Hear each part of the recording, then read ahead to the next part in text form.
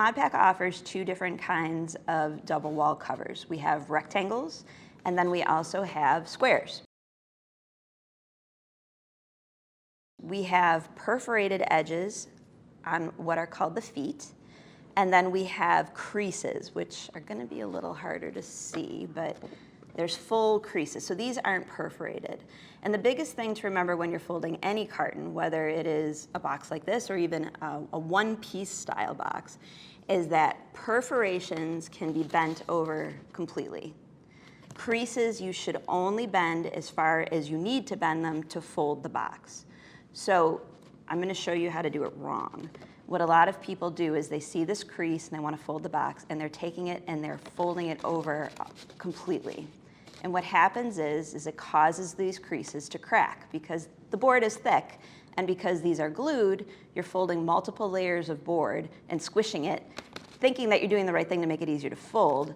But when you actually fold the box, you end up with cracked and torn corners, which is certainly not looking professional, and you want the box to look as nice as your product that you're putting in it. So the proper way to do this is to fold your perforated edge completely, because this is the foot that's going to pull into the box and hold it in place.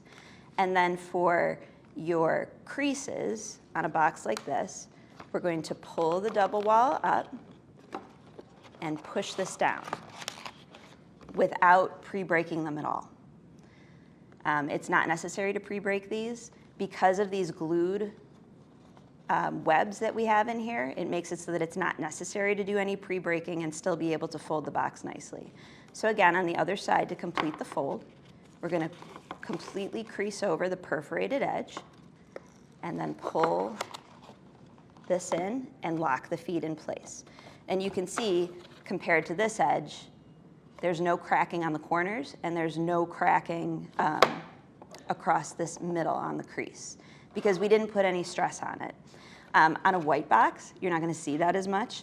However, as soon as you switch to a colored cover, and the darker that it is, that's why I chose this dark brown color, you can definitely see it if it's folded in correctly. They're a little bit trickier to fold because you don't have the advantage of this glued double wall that we have in the rectangle. So these do require a little bit of pre-breaking, but again, the key is a little. Again, just like the rectangles, these have a perforated edge. Totally okay to completely crease that over. Do the same thing on the other side. Now, for these, I could, because I've been folding boxes for 25 years, do it without pre-breaking, but for someone that maybe isn't as comfortable, I would recommend just folding it up to the point where you're going to need it to fold in order to construct the box. So we're going to fold our side panels up just a little bit. That's going to make it easier.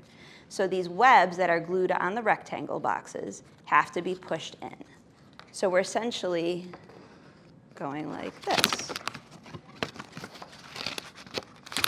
And again, locking the feet in place like so to fold the box. And we have this nice, now the other side's going to be easier because the sides are already folded up for you. So again, we're going to crease that just enough and fold this in. And you can see there are no cracked corners. And because this doesn't have the glued webs, you can see it's a little bit wonky.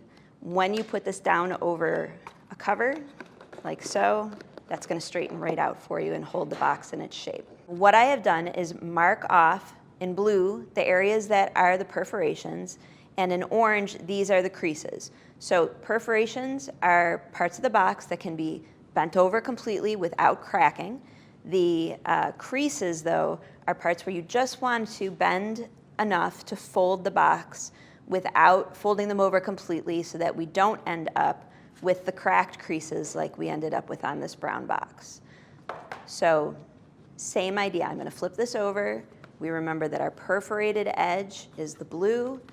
That can be bent over completely. On these, on the rectangles, they have a glued web. So we're gonna fold that up and tuck this in without doing any pre-breaking of these creases at all. So you've got the orange on the crease and our perforation here on the foot, which is what holds the box together. So same deal on this side. I'm gonna bend over where we have the blue perforation, fold these sides up, and fold the box in to complete the cover. And doing it this way is going to help ensure that you end up with a clean edge like we did on our good brown box, no cracks in the corners or on that crease. Same for the square. We had our clean square cover here. There are no cracked creases or corners because, again, we've got our blue perforations outlined here, the orange creases. So I'm going to bend over the perforation. And for these, it is okay to pre-break just to the point where the box is going to be constructed. And the reason it's okay to do that on these squares is that there's not those glued webs. This is going to make it a little bit easier for you to fold this box. So we're going to tuck in our corners, fold the foot down. We have a nice clean crease where the orange is, and we completely bent over our perforated edge for the feet that's going to lock into the corners here. Same thing on this side. Bend the corners in, fold this down, tuck in that perforated edge. So again, just like our brown, we have nice clean edges where there are no cracked corners or cracked creases that are going to show on your boxes once you have them assembled.